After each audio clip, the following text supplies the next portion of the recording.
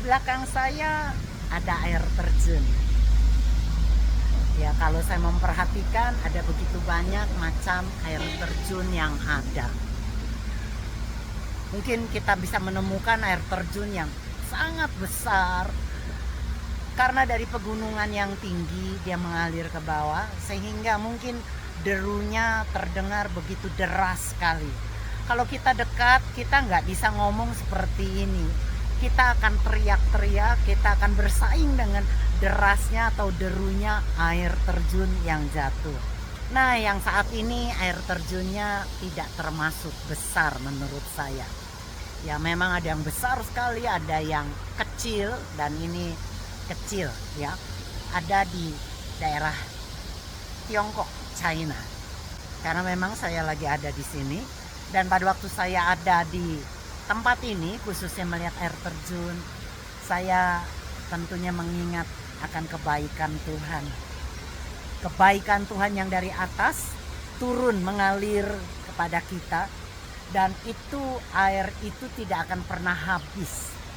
Sebagaimana kebaikan Tuhan, berkat Tuhan, kasihnya Tuhan tidak akan pernah putus-putusnya buat kita. Mengalir begitu deras, mengalir begitu bebas. Begitulah saya membayangkan cintanya Bapa kita kepada Anda dan kepada saya.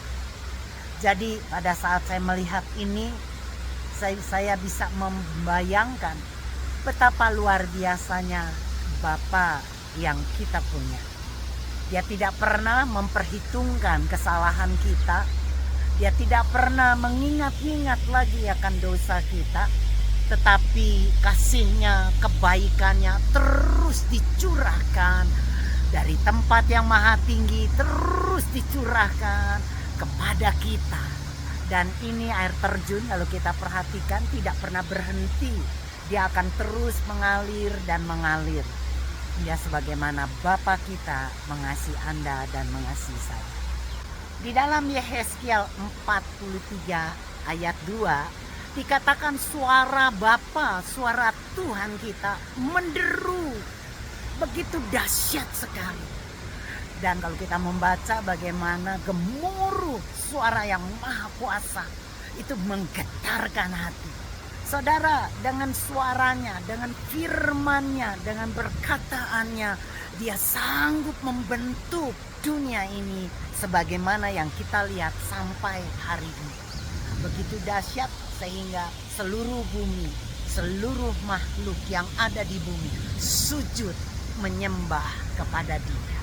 Dan saya percaya begitulah firman yang keluar dari Bapa tidak akan pernah sia-sia. Dia tidak pernah kembali dengan sia-sia. Dia melakukan apa yang difirmankan oleh Bapa. Jadi bagi kita sobat-sobat, apabila Dia berkata sembuhlah, maka percayalah kesembuhan jadi milik kita. Dia berfirman, berkatilah engkau, maka kita percaya berkat itu akan datang buat kita. Tidak ada satupun yang bisa menahan terjunnya air ini. Ya, tidak ada yang bisa menahan mengalirnya air terjun ini. Tidak ada yang bisa membatasi dan menghentikan air yang mengalir dari air terjun yang ada di atas. Begitulah juga dengan kasih Bapa. Tidak ada seorang pun yang bisa menghentikan kasih Bapa. Tidak ada seorang pun yang bisa menghentikan derasnya kemurahan Bapa bagi kita semua. Jadi hadapilah hidup ini, hadapilah hari demi hari dengan sebuah pengertian bahwa kebaikannya sudah dicurahkan bagi Anda dan saya. Dan tidak ada satupun yang bisa menghentikan kasihnya kepada kita. Di dalam kitab Roma dikatakan, siapakah yang bisa memisahkan kita dari kasih Bapa? Pedangkah, kelaparankah, penganiayaankah, kesusahankah, atau penderitaankah? Tidak ada yang sanggup memisahkan kita dari kasih Bapa. Kalau kita sadar akan kasih Bapa yang begitu besar, begitu deras, begitu tak ada hentinya, maka kita percaya di depan menghadapi apapun, kita tidak akan pernah takut dan gentar. Amin.